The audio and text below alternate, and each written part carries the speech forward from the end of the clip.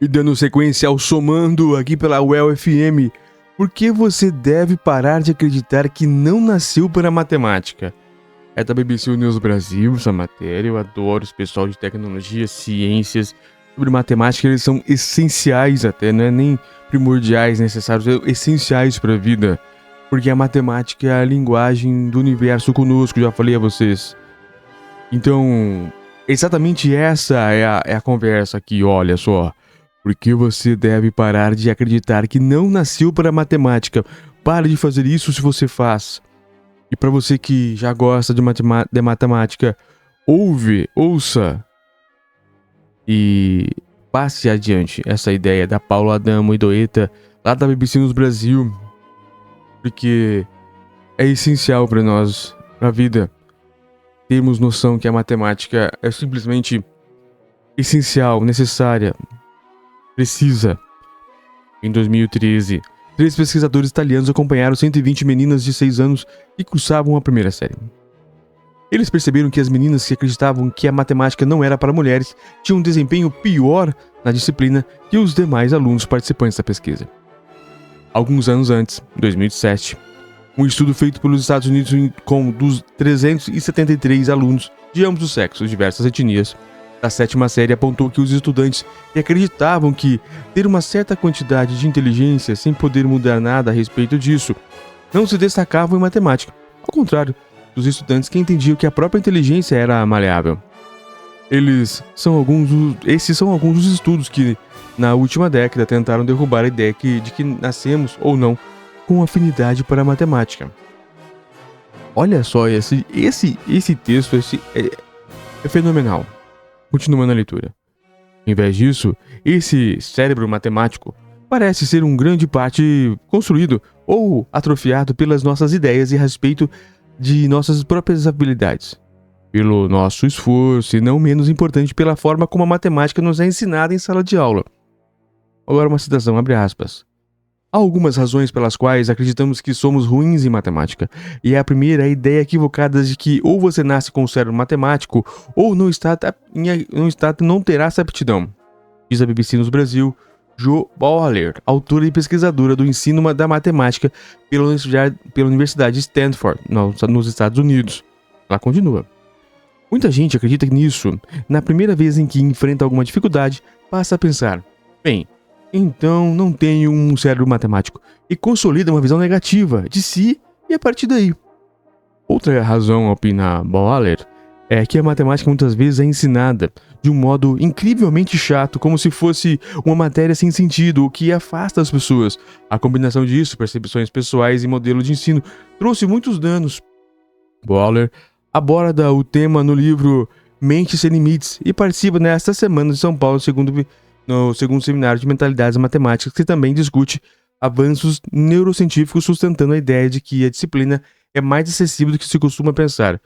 Para entendermos, a matéria foi divulgada em 2019, mas alguns pontos aqui estão fora de conexão com 2023, mas ela é inteira essencial. A mensagem dela é essencial para todas as pessoas aqui da Rádio UEL. Valorizar os erros e desestimular a rapidez.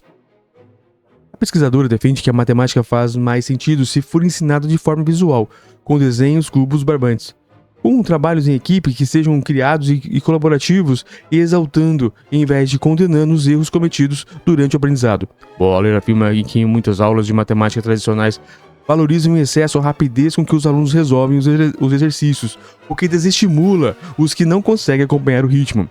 Abre aspas.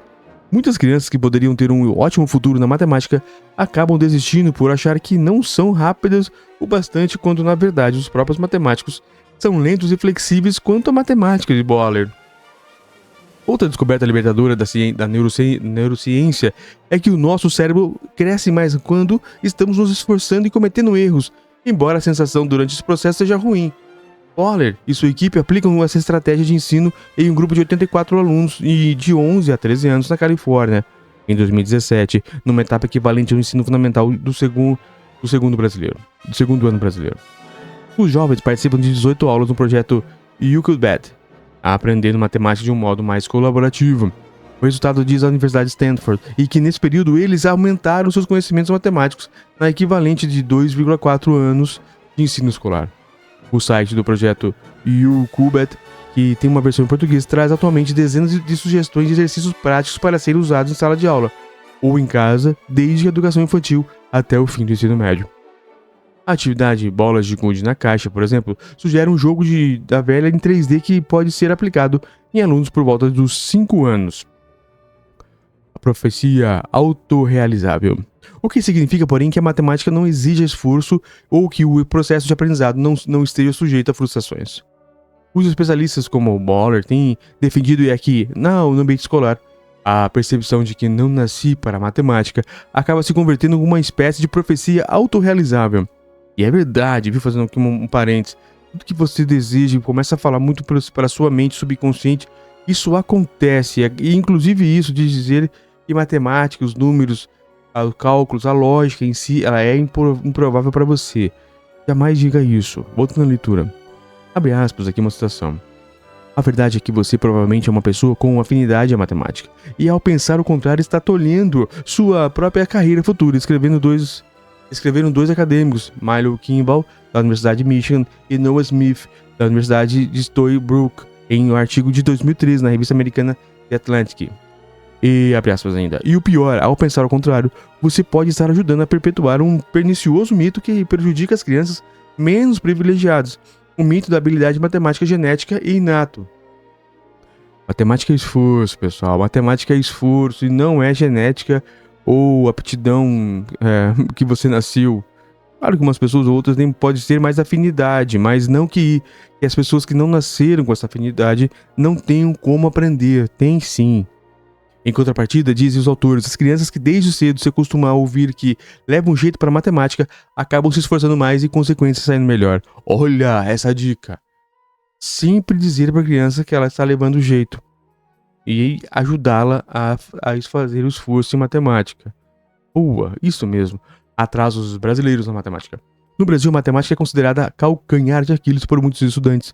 8 em cada 10 conclui o ensino fundamental sem adquirir os conhecimentos esperados nessa disciplina, segundo o exame da Prova Brasil em 2017. Não deve ter mudado para 2023 ou 2022. Na mais recente edição do exame internacional, o PISA, que em 2015 testou os conhecimentos de alunos de 15 anos em 70 países, o Brasil ficou em 76º lugar em matemática e 63º em ciências. Em um país com tantas deficiências no ensino, como tirar a matemática do papel de vilã. Para Boller, isso começa pelo professor. Muda sua mensagem, deixando de pensar e evitando que os alunos pensem que somente alguns poucos serão de fato capazes de aprender a disciplina. E, aqui abre uma aspas, como citação, e quando eles mudam sua mensagem e a forma de dar a aula, vê instantaneamente que funciona e que mais alunos estão aprendendo, daí o nosso esforço em mostrar aos professores que todas as crianças têm um potencial ilimitado e mostrar as evidências neurocientíficas disso, argumenta. Ela destaca, ao mesmo tempo, que muitos professores já adotaram estratégias do tipo e são capazes de tornar a matemática sedutora. Recentemente viralizou no Twitter a foto de uma prova de matemática em que o professor corrigiu a aluna quando esta disse que se considerava uma decepção na disciplina. O professor riscou a frase, então não se assuste com o meu zero, e trocou por então me ajude a entender melhor. Claro, muito bem. Então é exatamente isso que a gente precisa. Não se trata de apenas acreditar no próprio potencial, mas entender que fisiologicamente nosso cérebro é maleável o suficiente para aprender e crescer com os erros, ou seja, saber que a inteligência é algo mutável e não predeterminado. E pesquisadores descobriram que essa mensagem é ainda mais crucial em ambientes de pobreza e baixo estímulo. Em 2016, 3 outros acadêmicos de Stanford acompanharam alunos do ensino público do Chile e perceberam que, abre aspas, os de renda mais baixa tinham o dobro de propensão de achar que sua inteligência era fixa e não maleável. Isso, disse o estudo, que era um forte indicativo sobre o desempenho desses estudantes. Mas, mesmo entre os alunos de renda mais baixa, o que entendiam que sua inteligência poderiam crescer pelos próprios esforços, conseguiam alcançar os resultados mais altos dos colegas mais abastados. Abre aspas. Os resultados indicam que o modo de pensar sobre as próprias habilidades matemáticas pode ser um mecanismo pelo qual desvantagens econômicas impactam o desempenho estudantil. Escreveram os autores Carol Dweck e Susana Claro e David Paulnewski, o nome dele. Abre aspas. Não estamos sugerindo que fatores estruturais, como desigualdade econômica ou disparidade na qualidade das escolas, são menos importantes do que os fatores psicológicos. Nem dizendo que ensinar os estudantes a mudar seu modo de pensar vai substituir esforços sistêmicos para aliviar a pobreza e a desigualdade. Em vez disso, estamos sugerindo que desigualdades estruturais dão margem para desigualdades psicológicas, as quais reforçam o impacto das desigualdades estruturais no desempenho e nas oportunidades futuras dos alunos. O matemático Arthur Ávila, primeiro brasileiro a ganhar em 2014 a medalha Fields, o mais prestigioso prêmio dessa disciplina, também já criticou ideias preconcebidas em torno da matemática. Abre aspas, o que o Arthur vai falar. Quando se colocam na mídia estereotipos de que a matemática é para alguém com certos aspectos bem característicos e a pessoa não se identifica com esse estereotipo, ela vai descartar a ideia de entrar na área. Isso é reproduzido também na esfera da família, que conforta a pessoa na primeira dificuldade e que tem com a matemática, falando, não é para você mesmo, faz outra coisa, afirmou a Ávila em fevereiro deste ano, ou seja, 2019, ao jornal da USP. Toda a população deveria ser exposta à matemática com algo que é acessível e importante para todos. Todo mundo com acesso à matemática ganha técnicas para seu trabalho e mesmo em suas relações da sociedade, no papel de cidadão. Estamos expostos a dados a todo momento. Se a pessoa não está preparada para lidar com números, é muito mais facilmente manipulada por pesquisas e gráficos, por exemplo. Nossa senhora, é isso mesmo é exatamente isso que eu defendo. E por onde começar? Como então evitar que esse tipo de mito matemático se perpetue? No ambiente familiar, Joe Bowler sugere que os pais, abre aspas, passem uma mensagem positiva aos filhos, mesmo que você odeie a matemática, seja entusiasta do aprendizado, mesmo que seja fingindo, diz ela. Para crianças pequenas, a ideia é procurar padrões no mundo. Elas estão por toda parte. Jogos também são ótimos, por exemplo, de uso de dados. Só peço que tomem cuidado com jogos que exijam rapidez, porque se criou uma ideia de que você precisa ser rápido ao resolver questões de matemática. Em vez disso, é mais importante incentivar a criatividade e a flexibilidade. Entender que o cálculo de 12 vezes 4 pode ser feito de diversas formas diferentes. Isso ajudará seus cérebros a criar várias conexões diferentes, afirma ela. A pesquisadora também alerta para as disparidades de gênero que persistem nas ciências exatas e desencorajam muitas meninas a desenvolver suas habilidades matemáticas. Isso que eu bato em todos os programas do Somando. E não tem nada a ver o gênero. Em seu livro, Bowler conta o caso de uma colega professora universitária que, quando estava na graduação, foi chamada para conversar com um professor de matemática. Ela se preparou para receber os elogios por um bom desempenho na matéria, mas em vez disso ouviu uma bronca do professor. Ele deduziu que ela havia colado nas provas ou simplesmente memorizado tudo. Nossa, que situação horrível. É ruim de eu ler isso aqui. Abre aspas. Essa professora me conta que mesmo hoje, como acadêmica, houve colegas falando a estudantes mulheres, não se preocupe, você não precisa ir bem em matemática. Não há expectativa de que elas possam ir bem. E o que a mensagem terrível de que as exatas não são para elas. Ao contrário, são sim. Carol Dweck, outra pesquisadora do tema e autora de 2 estudos citados nessa reportagem, defende artigos que, em geral, os estudantes precisam ser ensinados que, quando saem de uma zona de conforto e se esforçam, fazem seus cérebros formar conexões mais fortes. Disso nasce um círculo virtuoso. Esses estudantes passam a acreditar que seu esforço é recompensado, criam objetivos mais ambiciosos para si mesmos e têm menos predisposição a atribuir fracassos a coisas que não podem controlar, a pensar, por exemplo, que foram mal porque a prova era injusta.